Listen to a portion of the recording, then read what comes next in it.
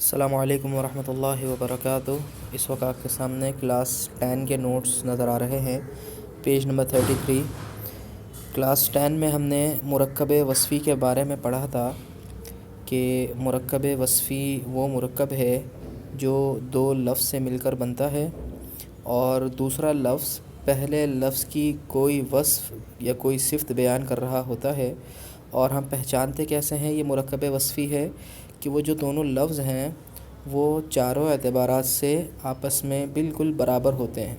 تو قرآن مجید میں کسی بھی آیت میں کوئی بھی دو ورڈ ایسے ملے ہوئے نظر آئیں کہ وہ چاروں اعتبارات سے برابر ہیں تو وہ یقینی طور پر مرکب وصفی ہوں گے، اور بعد والا لفظ پہلے لفظ کی کوئی نہ کوئی صفت بیان کر رہا ہوگا۔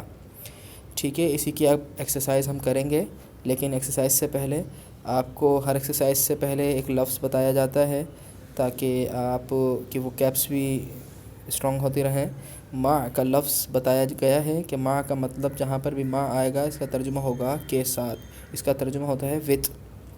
ٹھیک ہے، پہلے ہم ماں والی آیتیں کریں گے، پھر ہم آئیں گے مرکب وصفی والی آیتوں پر۔ اعوذ باللہ من الشیطان الرجیم، بسم اللہ الرحمن الرحیم۔ واللہ، اور اللہ، مع الصابرین، صابرین کے ساتھ ہے، اور صابرین کا مطلب صبر کرنے والے۔ اب یہ اینا آپ کو سمجھ آنا چاہیے کہ یہ جمع ہے، اصل میں صابر تھا، صابر صبر کرنے والا، اور اینا لگا تو صبر کرنے والے، اور اللہ صبر کرنے والوں کے ساتھ ہے۔ انا، بے شک، اللہ، ان اللہ، بے شک اللہ، مع المتقین، متقین کے ساتھ ہے۔ وَأَنَّ اللَّهَ، اور بے شک اللہ، مع المؤمنین، مؤمنین کے ساتھ ہے۔ اور ایک بات اور سمجھ لیں کہ عربک میں ہیں اور ہوں کے لیے کوئی الگ سے ورڈ لگانے کی ضرورت نہیں ہوتی۔ جملہ کمپلیٹ ہونے کے بعد ہیں اور ہوں کا اضافہ جملے کے حساب سے کر دیا جاتا ہے۔ ٹھیک ہے، تو جبھی میں ہے کا ترجمہ آگے کر رہا ہوں یا ہے کا ترجمہ کر رہا ہوں اور بے شک اللہ مومنین کے ساتھ ہے، تو ہے کا ترجمہ جملہ مکمل ہونے سے آ رہا ہے۔ اس پر مزید ڈیٹیل انشاءاللہ آپ کو یونٹ نمبر 3 کے 5ویں یا 4تھے چیپٹر میں مل جائے گی انشاءاللہ۔ ٹھیک ہے، اعوذ باللہ من الشیطان الرجیم۔ الہ، الہ، آ کا ترجمہ اگر آپ کرنا چاہیں تو اس کا ترجمہ ہوتا ہے کیا، سوال کرنے کے لیے یہ لفظ آتا ہے۔ ٹھیک ہے، الہ، کیا الہ ہے، اور یہاں پہ الف لام نہیں ہے، تو اگر ڈیٹیل والا ترجمہ کرنا چاہیں تو ہوگا کیا کوئی الہ ہے مع اللہ، اللہ کے ساتھ، کیا اللہ کے ساتھ کوئی اور الہ ہے۔ اسی طرح فَإِنَّا، تو یقیناً، تو بے شک، مع العسر، مشکل کے ساتھ، عسر کہتے ہیں مشکل کو، یسر کہتے ہیں آسانی، تو بے شک مشکل کے ساتھ یسراً، آسانی ہے۔ اور اگر میں اس کا ڈیٹیل والا ترجمہ کروں نا، الف لام کے ہونے یا نہ ہونے والا، تو دیکھیں کتنا زبردست ترجمہ ہوگا۔ یہاں پہ الف لام ہے تو ڈائریکٹ اس کا ترجمہ مشکل کروں گا، یہاں پہ الف لام نہیں ہے تو یہاں پہ دیکھیں میں کس طرح کوئی کچھ کی ایڈیٹنگ کروں گا، تو بے شک مشکل کے ساتھ کوئی نہ کوئی آسانی ضرور ہے۔ تو یہاں پہ الف لام کے نہ ہونے کی وجہ سے میں نے کوئی نہ کوئی کا ترجمہ کیا، کوئی جو بھی مشکل آپ کی زندگی میں آئی ہے اس مشکل کی وجہ سے اللہ تبارک و تعالیٰ کا یہ قانون ہے کہ اس مشکل کے آنے کی وجہ سے کوئی نہ کوئی آسانی، کوئی نہ کوئی ریلیف آپ کو ضرور ملنے والا ہے انشاءاللہ۔ ہو سکتا ہے دنیا میں نہ ملے، آخرت میں اللہ دے، ممکن ہے دنیا میں مل جائے وہ ریلیف۔ ٹھیک ہے، تو مشکل جو آتی ہے اس کا کوئی نہ کوئی ریلیف اللہ ضرور دیتا ہے۔ اسی طرح اللہ اس آیت کے بعد واپس یہی جملہ دہراتا ہے کہ میں پھر سے کہتا ہوں کہ بے شک مع العسر، مشکل کے ساتھ، یسرا، کوئی نہ کوئی آسانی ہے۔ ٹھیک ہے، یہ تو آیتیں ہو گئی مع والی۔ اب ہم آتے ہیں مرکب وصفی کی طرف۔ اعوذ باللہ من الشیطان الرجیم۔ لہم، فی الدنیا، دنیا میں، خزی، رسوائی، اگر الف لام کے نہ ہونے والا ترجمہ کروں تو کیا ہوگا، کوئی نہ کوئی رسوائی، دنیا میں کوئی نہ کوئی رسوائی۔ تو اگر الف لام کے ہونے یا نہ ہونے والا ترجمہ کریں تو بہت بہترین ترجمہ ہوتا ہے، لیکن میں آپ کو اتنی ڈیٹیل میں بھی لے کے نہیں جانا چاہ رہا کہ آپ خواہ یہاں پر الجھ کر رہ جائیں گے۔ دنیا میں رسوائی اور آخرت میں عذاب عظیم۔ اب دیکھیں سوال نمبر 1 کیا تھا، مرکب وصفی کا خیال کرتے ہوئے، یعنی آیت میں اب آپ کو کہیں نہ کہیں مرکب وصفی نظر آئے گا۔ مرکب وصفی کی پہچان کیا ہے، دو ورڈ برابر برابر لکھے ہوں گے اور چاروں اعتبارات سے وہ برابر ہوں گے۔ جنس میں، عدد میں، وسعت میں اور حالت میں۔ تو آپ کو اس آیت میں کون سے دو ایسے ورڈ ملے جو برابر برابر لکھے ہوئے ہیں اور چاروں اعتبار سے برابر ہیں؟ تو یہ والے ورڈ عذاب عظیم، تو ان کا ترجمہ ملا کے کریں گے، یہ مرکب بن گیا۔ دوسرا ورڈ پہلے ورڈ کی کوئی صفت بیان کر رہا ہوگا، عذاب بڑا، یعنی بڑا عذاب۔ اب میں اس کا ترجمہ آپ کو بتا رہا ہوں تاکہ آپ آیت سمجھ سکیں، ٹھیک ہے؟ یہ دو جگہ ہے نا لہم، اس کا ترجمہ ہوتا ہے ان کے لیے، ٹھیک ہے؟ یہ ابھی آپ کو یاد نہیں کرنا، انشاءاللہ یونٹ 4 میں اس پہ بحث ہوگی۔ ان کے لیے دنیا میں کوئی نہ کوئی رسوائی ہے اور ان کے لیے آخرت میں بڑا عذاب ہے۔ ان کے لیے دنیا میں کوئی نہ کوئی رسوائی ضرور ہے اور آخرت میں تو ان کے لیے بڑا عذاب ہے۔ فات تو قد آتینا، اس کو چھوڑ دیں ابھی، آل ابراہیم، ٹھیک ہے؟ آل کہتے ہیں اولاد کو، ان کی ذریت کو، ان کی نسل کو، ٹھیک ہے؟ آل ابراہیم، ابراہیم کی اولاد، آل ابراہیم، ابراہیم کی اولاد۔ یہاں پہ جو کی ایڈیٹنگ آئی ہے وہ انشاءاللہ اس کے بالکل نیکسٹ کلاس میں آپ کو بتا دی جائے گی کہ کی ایڈیٹنگ کیسے کرتے ہیں۔ ابراہیم کی اولاد، آل ابراہیم، ہم اردو میں بھی آل ابراہیم، آل محمد کہہ دیتے ہیں، تو آل ابراہیم، الکتاب کتاب، والحکمت اور حکمت۔ اب دیکھیں ترجمہ، قد آتینا کا ترجمہ ہے یقیناً ہم نے دیا ہے، یقیناً ہم نے عطا کیا ہے۔ تو یقیناً ہم نے عطا کیا ہے آل ابراہیم کو، ابراہیم کی اولاد کو، کتاب اور حکمت، اور یقیناً ہم نے آل ابراہیم کو کتاب بھی دی ہے اور حکمت بھی دی ہے۔ وآتینا، وہی والا ترجمہ آتینا آ گیا نا، یہ وہی، اور ہم نے دیا ہے، اس کا ترجمہ بھی آپ کو یاد نہیں کرنا، اور ہم نے ان کو دیا ہے، اور ہم نے ان کو دی ہے ملک، سلطنت، عظیماً بڑی۔ کیا یہ دونوں آپ کو مرکب وصفی نظر نہیں آ رہے؟ محسوس نہیں ہو رہا مرکب وصفی ہے، یہ چاروں اعتبار سے برابر ہیں؟ تو اس کا ترجمہ ملا کے کریں گے، بڑی سلطنت، بڑی بادشاہت، اور یقیناً ہم نے آل ابراہیم کو کتاب دی اور حکمت دی، اور یقیناً ہم نے ان کو ملک عظیم، بڑی بادشاہت دی ہے، عظیم بادشاہت دی ہے۔ وویل، ویل کا ترجمہ آپ کو بتایا گیا تھا، ہلاکت، بربادی، اور بربادی ہے اور ہلاکت ہے للکافرین، کافروں کے لیے، من سے، عذاب شدید، یہ مرکب وصفی ہے، شدید عذاب۔ اب دیکھیں، من عذاب شدید، شدید عذاب سے، اور ہلاکت ہے کافروں کے لیے شدید عذاب میں سے، اور بربادی ہے کافروں کے لیے شدید عذاب سے۔ وفی الآخرۃ، اور آخرت میں، عذاب شدید، یہ مرکب وصفی آپ کو مل گیا، اور آخرت میں شدید عذاب ہے، اور ان کے لیے آخرت میں شدید عذاب ہے۔ ومغفرۃ، اور مومنوں کے لیے کیا ہے؟ مغفرت، اور آخرت میں شدید عذاب ہے اور مغفرت ہے اللہ کی طرف سے، من اللہ، اللہ کی طرف سے، اور آخرت میں شدید عذاب ہے اور مغفرت ہے اللہ کی طرف سے، ورضوان، اور رضامندی۔ اب آپ دیکھیں کتنی آسان آیتیں ہیں، یہ میں نے پوری آیت کہیں سے توڑ توڑ کے نہیں لکھی کہ کچھ حصہ کہیں سے اٹھایا، کچھ حصہ کہیں سے اٹھایا، قرآن میں اسی طرح کی آیتیں ہیں، ٹھیک ہے؟ تو اس طرح کی آیتیں اب آپ کو سمجھ آنا شروع ہو جانی چاہیے، ٹھیک ہے؟ آپ کے پاس اتنی عربک، یعنی عربک کے قاعدے آپ کے پاس اتنے آ گئے ہیں، بس ان الفاظ کا ترجمہ آپ کو ہونا چاہیے، اور پھر آپ تھوڑا تھوڑا جوڑنا بھی سیکھ گئے ہیں۔ قد جاءکم، اس کو چھوڑ دیں، من اللہ، اللہ کی طرف سے۔ اب اس کا ترجمہ کریں، یقیناً آ گیا ہے تمہارے پاس، یقیناً آ گیا ہے کم، تمہارے پاس، اس پہ بحث انشاءاللہ اگلے یونٹس میں ہوں گی۔ یقیناً آ گیا ہے تمہارے پاس اللہ کی طرف سے، نور، ایک نور، اللہ کی طرف سے تمہارے پاس ایک نور آ گیا ہے، اور کتاب مبین، اور ایک کتاب مبین آ گئی ہے، اور ایک کھلی واضح روشن کتاب آ گئی ہے تمہارے پاس، اللہ کی طرف سے ایک نور آیا ہے اور ایک روشن کتاب آ گئی ہے۔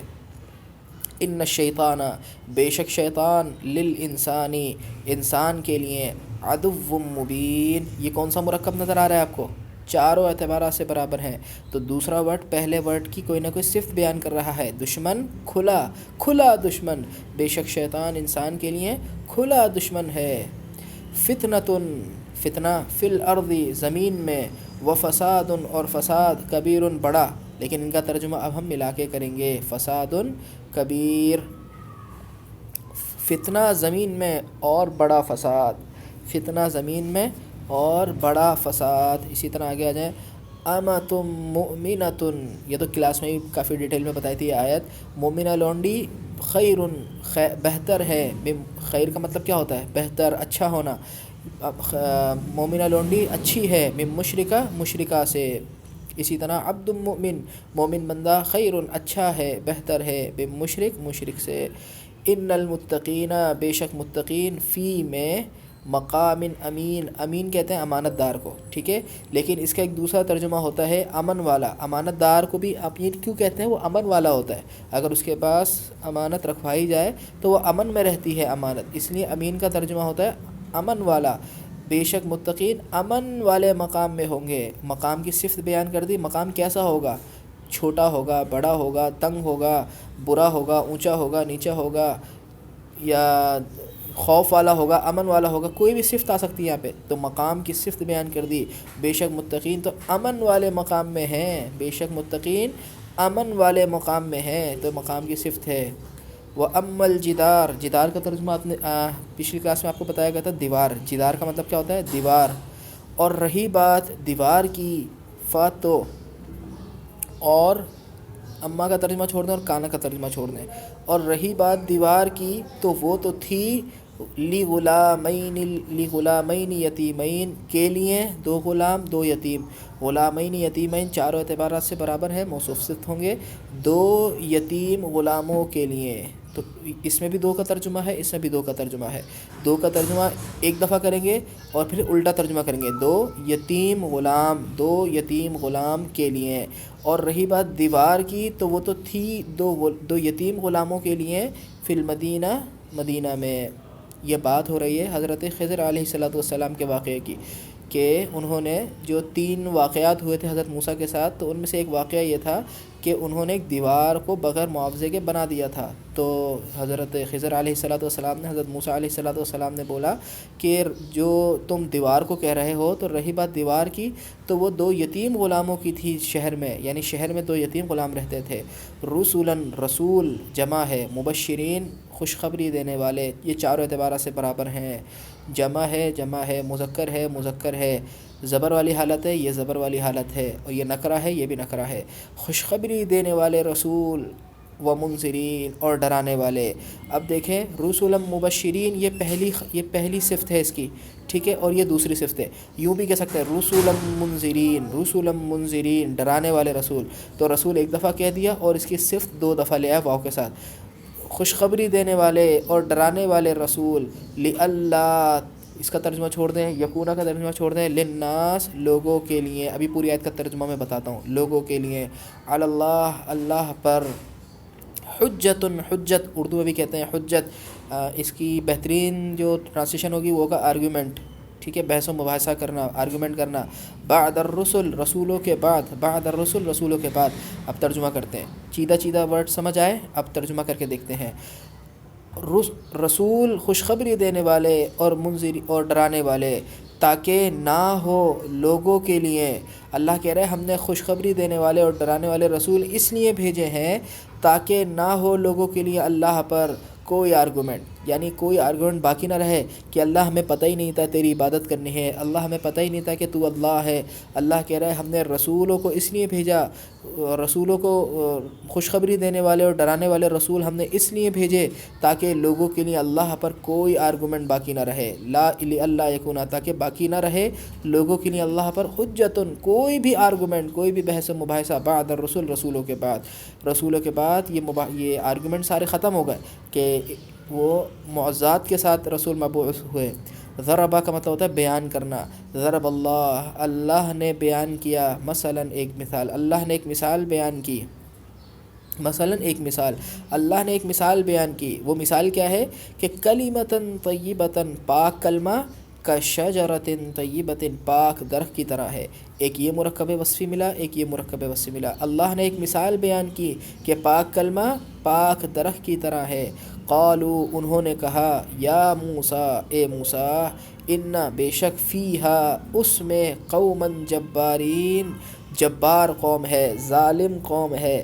حضرت موسیٰ علیہ السلام نے جب اپنی قوم سے کہا کہ اللہ کہہ رہا ہے فلاں بستی میں جاؤ اور وہاں کی قوم سے جہاد کرو، تو انہوں نے آگے سے کہا، قالوا، انہوں نے کہا، اے موسیٰ، بے شک اس جگہ میں، اس بستی میں تو قوما جبارین، جبار قوم ہے، ایک بڑی زبردست ظالم قوم رہتی ہے۔ لہم، ان کے لیے، درجات، درجے ہیں، عند ربہم ان کے رب کے پاس، عند اور ہم کا ترجمہ چھوڑ دیں، لہم ان کے لیے درجات درجے ہیں، عند ربہم ان کے رب کے پاس، ومغفرۃ اور مغفرت ہے، ورزق کریم اور عزت دار روزی ہے۔ ان کے لیے درجے ہیں، مومنین کی بات ہو رہی ہے کہ مومنین کے لیے ان کے لیے درجات ہیں ان کے رب کے پاس، اور مغفرت کے وعدے ہیں اور مغفرت ہے اور عزت دار روزی ہے۔ رزق کریم یہ مرکب وصفی آپ کو ملا، چاروں اعتبارات سے برابر ہے۔ اور کافروں کے لیے عذاب علیم، علیم کہتے ہیں المناک، دردناک، اور کافروں کے لیے المناک عذاب ہے۔ تو یہ آج کی آیتیں آپ کی ہو گئیں۔ اس میں آپ کو کتنے مرکب وصفی ملے، واپس سے غور کریں اس میں آپ، اور اس کا ترجمہ کرنے کی آپ خود کوشش کریں۔ سبحانک اللہم و بحمدک، اشہد ان لا الہ الا انت، استغفرک و اتوب الیک۔